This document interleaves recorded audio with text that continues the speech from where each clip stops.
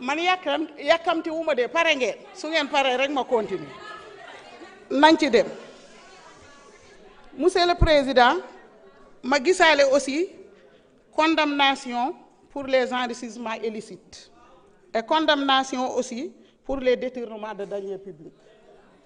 Est-ce que du ngeen manipuler la justice sénégalaise pour condamner ay nit ñu xañ leen seen éligibilité te foofu ngeen jëm so ɗum ɓenni bandiraɓe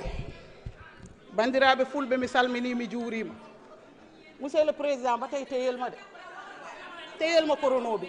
man yakkamti wuma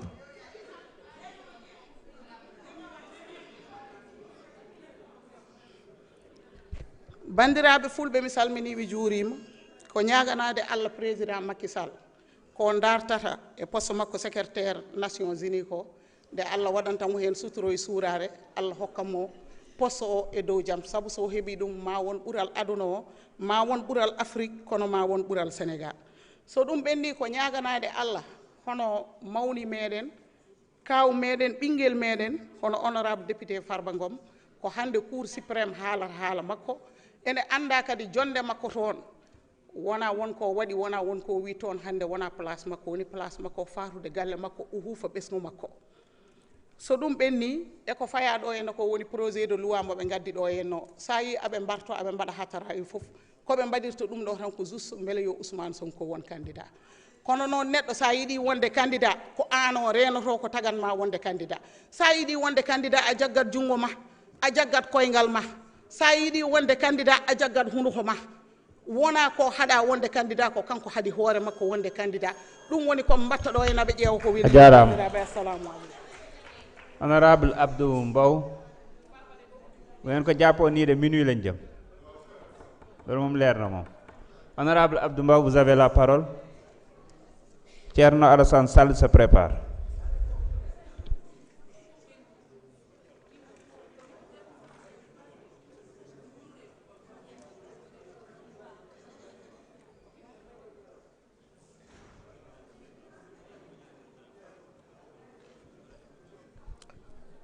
Monsieur le Président, Monsieur le Ministre, Madame le Ministre, mes chers collègues, Madame, Messieurs les collaborateurs du ministre. Monsieur le Président, je reviens sur le caractère impersonnel de la loi, parce que la règle de droit est impersonnelle, et la règle de droit concerne chacun et ne désigne personne en particulier. Et le ministre de l'Intérieur peut témoigner de cela. La règle qui vise une personne en particulier est une décision. Attention, ce caractère ne signifie pas que la règle de droit ne peut pas trouver son origine dans un cas particulier. C'est vrai. De nombreuses lois trouvent leur origine dans un cas particulier, mais leur caractère est toujours général. Alors que cette loi que vous nous présentez aujourd'hui, nous tous nous savons que c'est une loi taillée sur mesure pour une personne. Et je pense que ça, c'est inacceptable. Je l'ai rappelé en commission, Monsieur le Président, j'avais rappelé la décision numéro 1193 avec un considérant qui parlait que la modification, l'abrogation d'une loi, comme la rétroactivité d'une loi nouvelle, ne peuvent remettre en cause des situations existantes que dans le respect des droits et libertés de valeur constitutionnelle. Ça, c'est un considérant 8 de la décision numéro 1193 en 1993, Monsieur le ministre.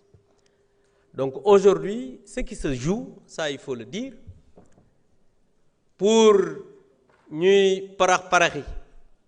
ñëw indil ñu cette loi là moom mooy ci article 2 bi dañu wax affaire rétroactivité ci seen loi bi ñu indil alors que dans le projet bi nga xamante ne nii mooy pré-projet la parce que le président de la République n'a pas donné ñi ngi wax ay projet de loi pré-projet dans l'histoire kenn musul gis président de la République def communiqué génne ay pré-projet yoo xam ne ñi ngi ciy waxtaan kenn adopté gu ko conseil des ministres. Cela montre encore une fois de plus cette cacophonie au sein de ce régime. Parce que président am na code électoral am Ousmane Sonko ak majorité am seen code électoral président assemblée nationale bokk ci comité relecture bi ñu indil ñu ko fii nag pour di waxtaan woo xamante ne nii amul bopp amul genn te kenn ci ñoom ñii di intervenir mënu la ci am benn argumentaire juridique boo xamante nii mën na défendre li nga xamante ni moom ñu indil mais nekk fii xaarante lañ fi nekke xuntu saaga wax lu ñaaw ak tontu seeni collègues alors que c'est pas votre rôle. Un député soo ñëwee fii da ngay wax au moins lan mooy sa xalaat par rapport ak loi bi ñu la indil mais nekk fii di saaga di xaxar di xaste di tontu ay député alors que y a de la matière au niveau de ce que vous même bu fekkee ne c'est une très mauvaise loi ngeen wax ci mais vous ne le faites pas parce que vous n'avez pas d'argument. Et monsieur le ministre de l'Intérieur, vous ne pouvez pas convoquer les partis politiques pour waxtaan ak ñoom le 30 ba pare tey ñu indil ñu lii yow nga ñëw toog di ko fekk moo tax sa rencontre boobu di nga ci wéet ñun duñ ci ñëw parce que jàpp naa ne c'est pas contre votre personne parce qu'on sait que vous êtes un ministre te comme ni nga ko waxee da ngaa bëgg sa waa ji moo tax lu mu la wax loolu ngay def on le comprend mais le problème mooy aujourd'hui c'est un manque de respect d'appeler les acteurs politiques ba pare ñu génn parce que quand les gens ont voulu répondre à cet appel monsieur le ministre c'est parce qu'il n'y avait pas encore cette procédure d'urgence mais quand le président a répondu parce que loolu lépp nous sommes au courant parce que li ngeen di nëbb mënut a feeñ parce que même li nga xamante ni mooy l'avis du président c'est vrai que premièrement il a dit que le règlement intérieur bi ñuy changé 118 bi n'appelle de sa part aucune objection mais beneen bi dafa def ay objection expliqué ne moom mi ngi waaj a indi projet de loi ñu ne nañ njëkkanteeg moom def procédure d'urgence pour examiner ce projet de loi mais comme ni ma leen wax rek comme yéen moom yéen da ngeen a miin gàcce parce que loi bu ngeen voté ñu yóbbu ci conseil constitutionnel man loolu mosuma koo gis ci ab législature 130 députés mais loi bu ngeen voté ñu ne ba yéen sonnu leen nit day am jom